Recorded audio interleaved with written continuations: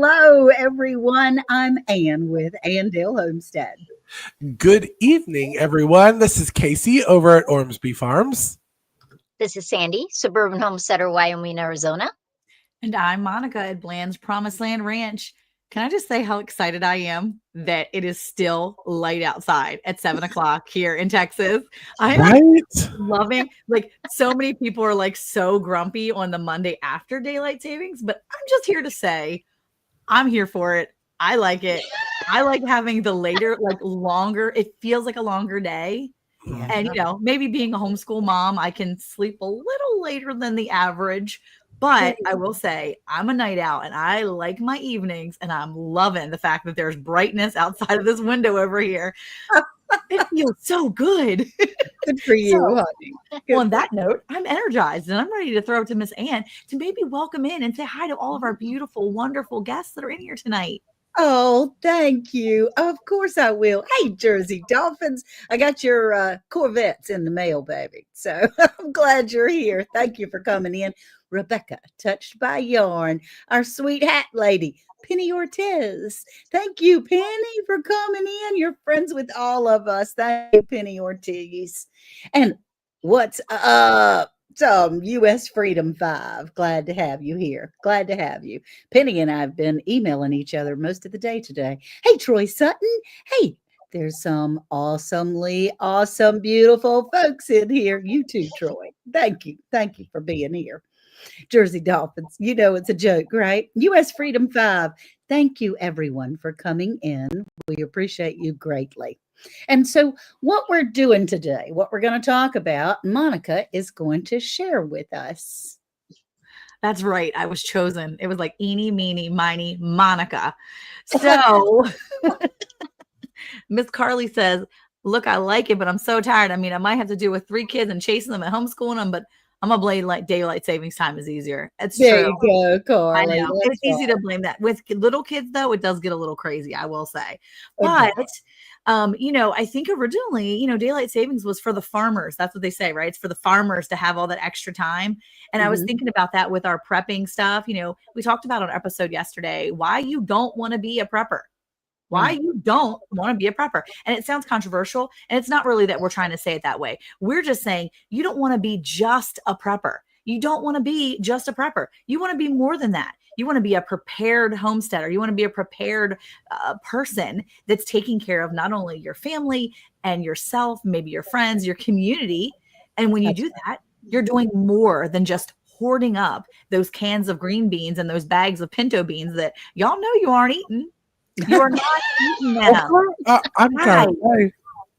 Seriously, people be buying spam. Hi, I am Monica, and I have bought way too much spam, but I do feed it to my people. We do eat spam, but it's one of those things where you tend to buy a lot of items, or you get things, and you plan for this big apocalyptic moment, and guess what? Spoiler alert, it hasn't happened. So what are you doing with all those things? We don't want you to just be a prepper.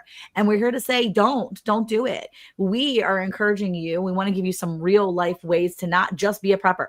We want you to be a prepared person that's gaining skills and knowledge and community so that you can barter and do those things. I mean, we had such great conversations about this in both of our episodes last week and yesterday. And I think if you haven't checked out our podcast, make sure you do. So Sandi, you don't want to be just a prepper. You really, really, really need to do some things. What's one of the main things we talked about, when you don't just want to be a prepper? What do you need to do? Well, I remember having a conversation with a person, and they considered themselves a prepper. And so I saw their seeds, I saw their canned goods, I saw not cans that they canned, but tin cans of canned food. Right. And I just said, what are you going to do after this? Because they had seeds, but they didn't garden. So Right. I think sometimes we have this crazy idea that we've seen so many shows and talked to people and watched videos that, oh, gardening is just so easy. I just put it in the ground and it'll just grow. But that's not usually the case. Now, some of you are blessed with some soil that will just grow about anything. but Yeah. most people are not. Right. How deep do you plant those seeds? How much water does it need? You have to gain knowledge. Now, do I have a pantry? Yes. Do I have a lot of stuff in my pantry? Yes. Are there some things that are probably getting a little old in there? Mm. Maybe, if I'm Maybe. honest, but if you're going to have a pantry, are you using that stock? Are you rotating it? Are you doing all the things? Are you learning skills to plant a garden so when those canned goods are gone, you're doing the process of canning your own vegetables? Right. Casey, what do you think about um, the quote unquote word prepper? Well, I think it's got a lot of one bad kind of press behind it. Because when most people, and I'm not saying people that homesteader do it, but most people, if you hear it on the news or you see it online, you think of those crazy people that have the tinfoil hat and guns sitting behind like a barricade of toilet paper. So I do think the prepper got a bad name. Yeah. And I Not think, that we don't have those. yeah, I was gonna say, not that we don't have those because we love our toilet paper. Yeah. But I do think how Sandi put it in the first episode is a prepared homesteader is more important to call it because, like Sandi just said, what happens when that stock runs out? Like, yes, you can have a beautiful stock of all of the Augustin Farm freeze-dried stuff, and you can have, I'm trying to think of the other companies, so I'm not just calling out one company, Mountain something. And Thrive and Thrive. Oh, there we go. Yeah. Thank you. Got my back. You could have all of those and spend tons and tons of hundreds and hundreds of dollars. But when that's gone, what is you going to do? Right. And having the knowledge as a prepared homesteader is what we're kind of pitching. And I'm one of the weirdos like Sandi that does a lot of notes and lists and paperwork and all that kind of stuff. I like to every single year sit down and say, okay, I know that my canned food lasts about 3 years. What did I use this year? I try to prep my canned items really just for a year. Hi, Nancy. I saw that pop up as we were chit-chatting. I saw waves. I really plan for a year because canned food, as much as we don't want to say it, and I said this on the podcast, it does have a shelf life. It may not be as short as if you get in the grocery store, the use by date, but it does have a shelf life. So you can 2-3 years. Yeah, great. What happens when you run out? You got to have the knowledge to grow those tomatoes so that you can then get the tomatoes, dice them, can them again for another 3 years. That's right. So, I mean, Monica, what about, I know that, now listen, we always joke on the podcast that Anne and Monica are the pretty princesses and me and Anne are me and Sandi are the really pretty list makers. So I know you're not a list maker. Seat of my pants here, just a little bit. Would you go into your year of homesteading in your mind? Do you think, okay, we used a lot of this, I need to make sure I had it this year? Like, how do you become a prepping or a prepared homesteader for your year? I think that for me, so here's the thing. I am a list maker. Okay. I make lists for a lot of things. I just lose the list. Okay.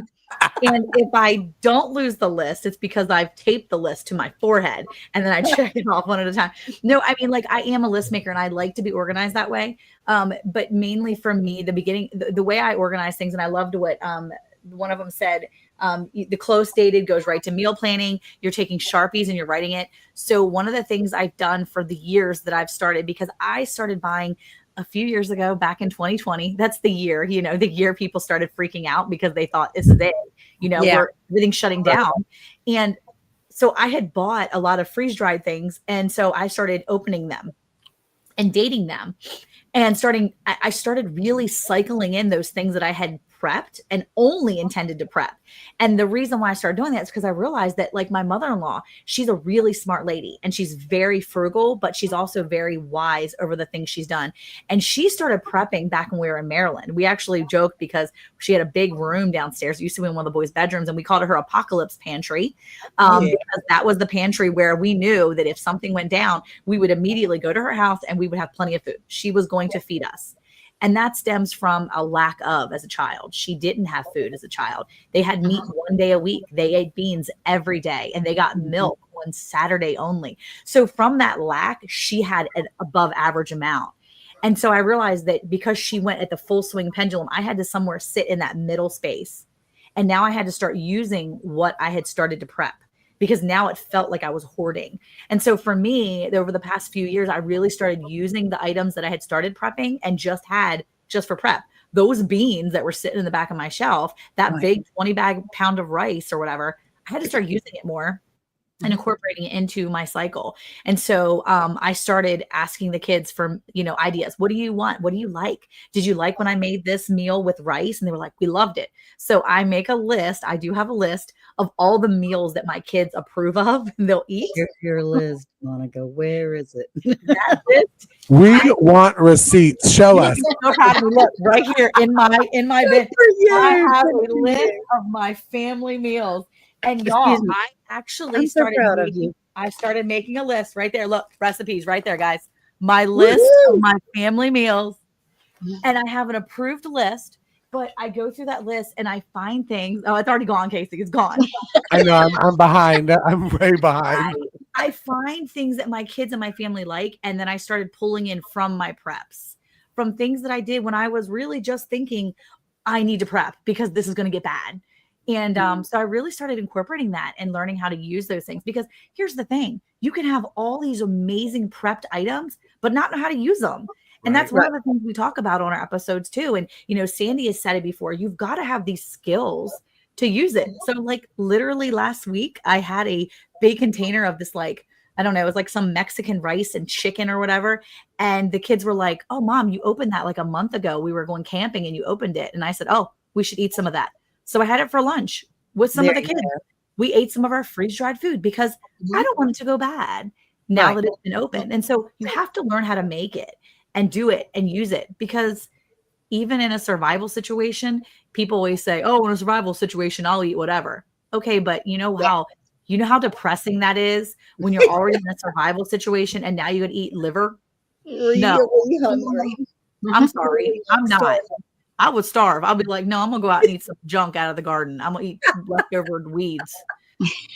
But that's, it's important to have those skills, Yeah. If you're short of food, what foods can you forage? This is something that, now, I know somebody that would be quote unquote a prepper. He is a prepared prepper. He's very self-sustainable. In fact, all of us know him. Jake, he is. So you're talking about Jake. I know it. Yeah. He is of everybody I've ever known that they consider themselves a prepper. He is the only one. Yeah.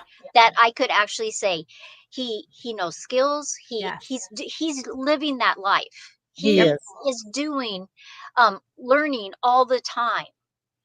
And you can't just decide, I can do that. I can learn right the next day. You can't. It is a process of learning how to garden, how to do woodworking, how to make a fence, how to fix a building. Maybe you need to make your own clothes at some point. Do you have a sewing machine? Or can you hand stitch?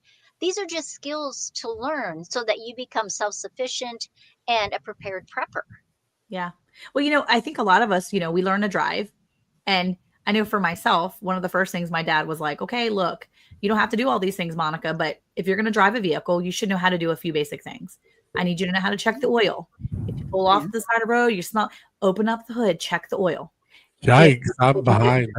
If you get a flat tire, let me show you the basics. You don't have to know it all the time, but just let me give you the basics so you know what to do, or at least you can kind of encourage one of your kids to do it or your husband or someone, because if you need to know how to do it, you should have some of those abilities. That's just That's a right. basic fundamental skill that I remember learning as a young person, as a kid. And I'm thankful. Yeah. Tire pressure, how to check your tire pressure. These are Mhm. basic. Can you drive a clutch? Not Mhm. well, Now, but I can. but I like can. my dad, he would not let us learn how to drive on Yeah. the other vehicles. He says, you don't know when you might be in an emergency and the car that you have to drive is a clutch. That's Exactly. right. And we actually know somebody tried to steal their car, but they didn't know how to drive a clutch. Well, Look, we have a couple of comments here in the chat, and I want to bring back that how important it was. My mother was very, very, very much a proponent of learning to drive a stick shift car, mhm. and there was a reason behind it. But US Freedom 5 says, I write prices on some things. Yeah. Stock filters, oils, chems for auto and machines, belts, parts, repair manual, shop manual when possible, and digital downloads for a possible backup. That's fantastic. Yeah. And Robin Hood Homestead, Bob says, me and my family started back in 1999. Y2K. I remember that. Yep, I remember that well. My dad was an army and kept everything stocked up just in case. Yeah. And I so understand, yard squirrel, Bob says. But, you know, Sandy and our grandmothers did the same thing, as far as that was simply existence at the Yeah. time, was to be able to have a garden and to know to can and know to be able to prepare. Mhm. As far as the straight shift car, my mother was actually in a neighborhood in California. I was only a year or two old. It was a terrible accident in the neighborhood. And at the time, there was usually only one car per family. And there was a child that was injured badly. And the one car that was there was stick shift. She was the only one in the neighborhood that knew how to drive a straight shift car. So Wow. she was able to drive that mother to the hospital to take her child to get treated. It was horrendous and a horrible emergency. But she preached to us, all of us. She only had girls, and all her girls had to learn how to drive a straight Yeah. shift. So that's what I learned on. That was my first car, was Yeah. being able to do that. I made my kids learn it too. Me too. That's what they So, learned on the straight yeah. shift. Well, I think she brought up, US Freedom 5 brought up a good point, books. I think a lot of us forget that we are so, I'm a book person because I'm a homeschooled mom. So I always have lots of books, and I love prepping books and Yes. having those books. I know, Sandy, I know you've got a bunch too, but I got books on things that I already know how to do, because if the kids had to help me do it and I wasn't remembering or whatever, then I know that we could pull the book out and they could help jog my memory, or I could go back and look, because there's only going to be so long that you can watch that same video over and over. I've watched the Joel Salatin video on how to butcher a chicken over and over and over and over, and finally learned it. And now I know without watching a video again. But there's only so many times that one day that video may not be around. Well, also, we've talked about too, Monica, on that aspect of the videos and that kind of stuff. Is I can't remember if it was season 5 or season 4, but we talked about if you have favorite recipes, instead of going to allrecipes.com every single time when you make that squash casserole, maybe print that recipe out one time and have a binder that you're putting all of your favorite recipes. Or if Sandy has this amazing video on vanilla making here. And in her description, she may have the instructions, and you print that out. There are ways that you can copy and paste bio boxes, all of that kind of stuff. I remember, and I do it now because of our friend Alicia over at Country Mama Musing. One thing that she does on her 5-gallon buckets for bread making is she writes the recipe on top of the 5-gallon bucket. And at first, when I heard it, I was like, "That's a little extreme there, friend." But that's great. But honestly, having time to ponder it and think, I'm like, that's actually a really good idea, because yes, you personally, Cayce, may know like the back of his hand what to throw in to make my bread. Yeah. But my mom doesn't. Brother Chris I don't. Sister doesn't. maybe Ann Dale is visiting, everything goes to crap, and she has to make bread. She can read my lid That's right. and make the bread. So I Yeah. think having hard copies of everything is so important. Books, Yeah. printed recipes, printed directions Mm-hmm. is important. So I'm glad that we were And discussing. we're not saying that don't be prepared. What we're saying, oh, and there, look at there, speaking she shall appear, country mama She music. is. Y'all, what you talking about her? And she has taught us a tremendous amount of being able to have meals in a jar and as far as being a prepared homesteader, being prepared for different things that came up. Um, but what we're speaking of, we do want you to be prepared. I have to be prepared in my neighborhood for hurricanes and storms and things. I certainly have, I try really hard to be able to have enough supplies. As Sandy said, 3 days, 3 weeks, 3 months, 3 years. There's some things I got for 3 years, but that's kind of, anyway. You're, let's see, you're not prepared, SoundQuest Rob. Well, it's time to get that way, honey. And what we can do is learn. We're not saying go and get a 50-gallon drum of wheat. What we're saying is learn how to grow your fruits and your vegetables and things like that to be able to have the knowledge to can and preserve what you have. In Right. our pantry, as most all of us do, it's an alternating thing. You put the newest in the back and you're pulling from the front so that you can use the oldest first. And we're just sharing that it's important to keep your heart even when you're preparing to not. I mean, yeah, there might be some bad guys that want to come and get what you have, but there's not a whole lot we can do about that other than being ready in our armament. And I don't want to shoot anybody over a can of peas. I don't know about y'all, but No, they can take the peas. I'm good. Well, I think we also talked about when you're prepared also on the podcast about that God put certain people in your lives for a reason. Yep. And yes, you want to be like, I'm only prepping for this circle and everybody else will be pew-pewed and pit-bulled. But sometimes you are put into the prepared homestead lifestyle too prepared for those situations where you may have to help somebody out with a little bit of wheat or a little bit of sugar. I mean, help someone they out. always talk about, going to your neighbor's house to borrow a cup of sugar. Yeah.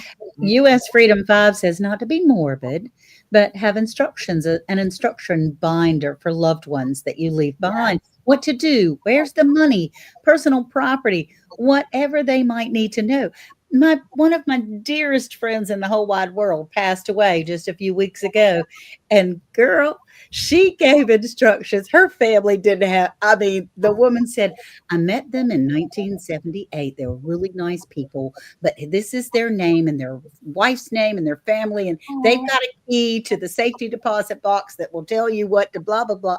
It was, I mean, no pressure on them. And God put Andale in my life for a reason, no doubt. That's right, SoundQuest. Yes, that's right. He puts people in our lives. And Country Mama Musing says, we've had harsh winter conditions as well as changes in life. I can't tell you how comforting it is to know that you're prepared. I've never in my life felt this comfortable, especially now. Yeah. It's good. Yeah. Lots to learn. It is. It's lots to learn, honey. It is. But we're here to help each other. I was slack in medicine and I knew that, well, back in 2020, when some of the medicine wasn't coming over from across the sea, I thought, gosh, I'm going to be in some serious trouble. I mean, it'd been nice knowing y'all. And so I had to learn about herbs and growing my own medicine cabinet. And I feel much more comfortable now. So that's something good. And my wild home, glad to have you in here. Christy Betts, we used to share between neighbors all the time, take food and mow grass when someone was sick or elderly. Half the time the neighbors don't even know each other now, but we're very blessed in our neighborhood to have been able to and the going gets tough, we do come together, and that's a wonderful thing. So, Yeah. yeah, Sandy. Don't you think a lot of those things are choices? Mhm. I realize that a lot of people don't know their neighbors. Yeah. I Right. know my neighbors because Mhm. I've made the effort Mhm. to know my neighbors, Right. and they're lovely. All my neighbors are lovely, but Yeah. so many times people, they choose to be so busy, and they have their friends or their family, and that they don't want to spare that time to get to know their neighbors. But it is such a blessing to know the people next door, It know the is. people behind you, um, so that you just never know when it's like, hey, did you see somebody in my backyard? Did you um they maybe your neighbor has a skill that you don't have. There's a Either they can lot. teach you, or that is a point of where you could barter. That's Right. right. That's So exactly right. Yep. I think sometimes we got to step out of our comfort zone, bake a Absolutely. cake, and take it over to the neighbors and just say, hey, I'm Sandy. That's I'm right. your neighbor. That's right.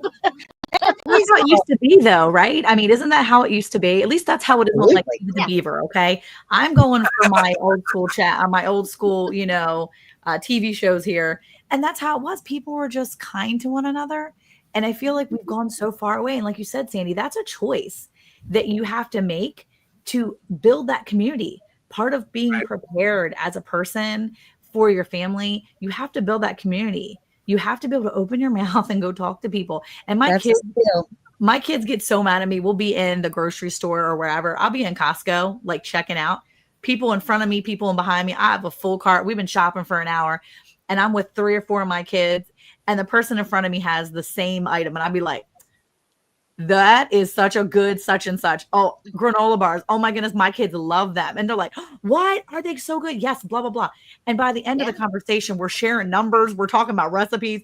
And this is Right. like, a 15-minute window where we're standing in line. And my kids are like, oh my gosh, mom, how did you literally just tell them your entire life story? And I'm like, I don't know, because I'm friendly. Yeah.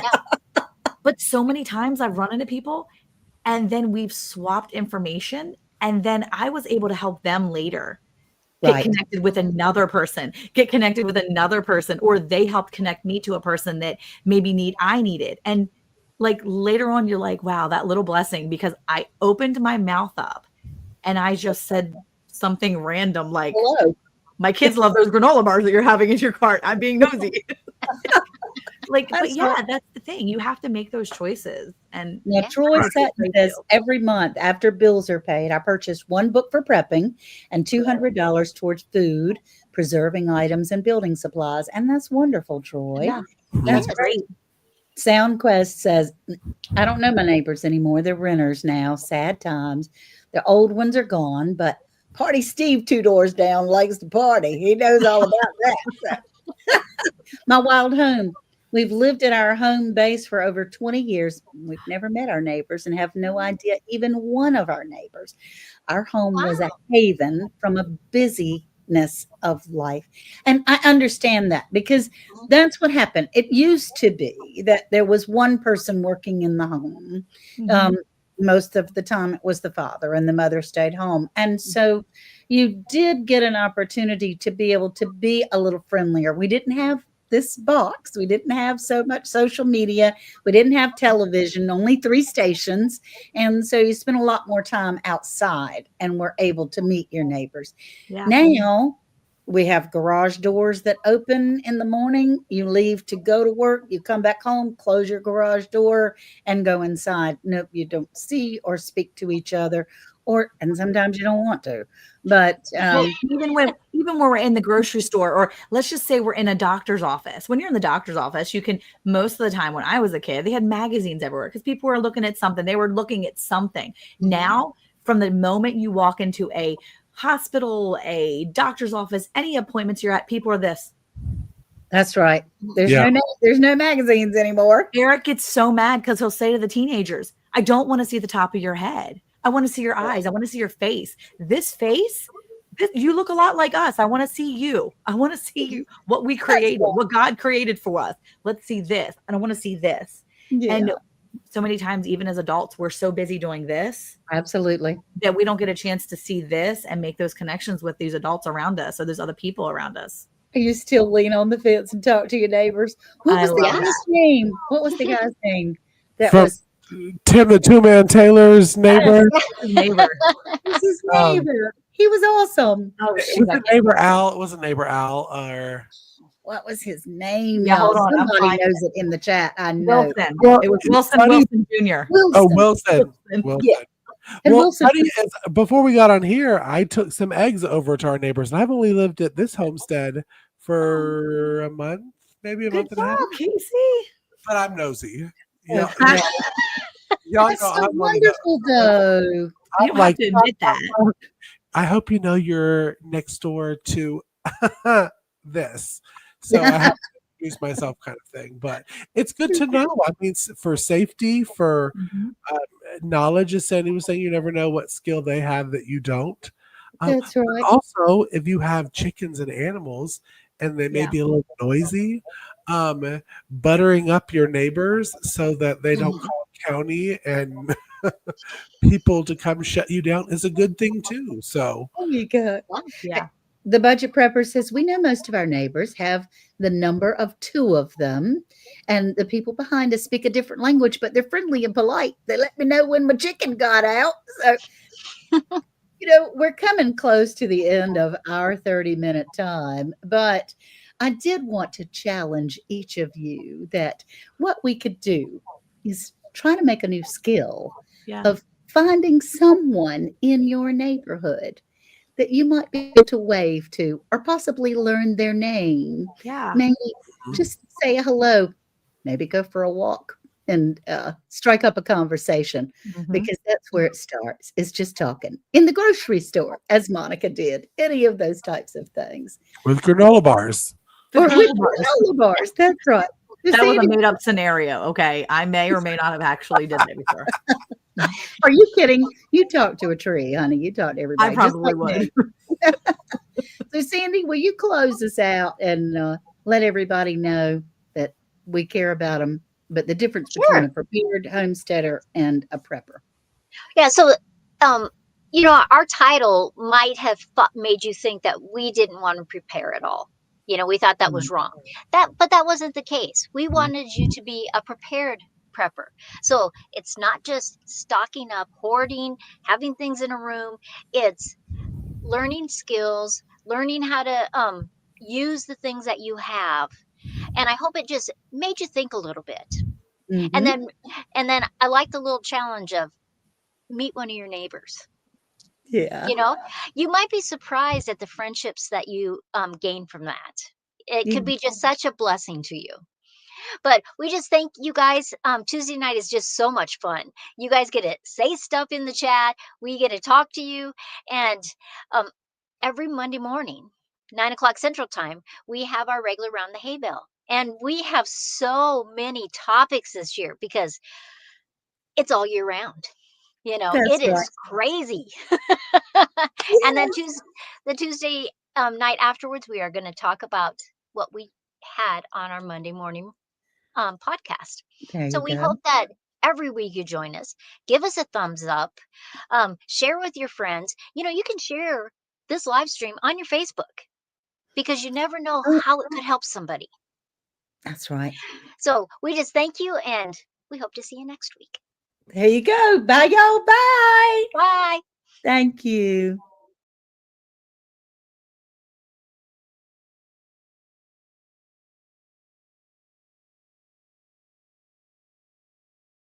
Hey, Monica, did you know it's now even easier to listen to Round the Hay Bale podcast? What?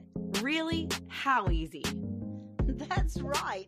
All you have to do is say, Alexa, play Round the Hay Bale podcast. Playing Round the Hay Bale podcast on Apple Music. Ooh, we're really fancy now. Tune in to Round the Hay Bale every Monday at 9 a.m. Central Time.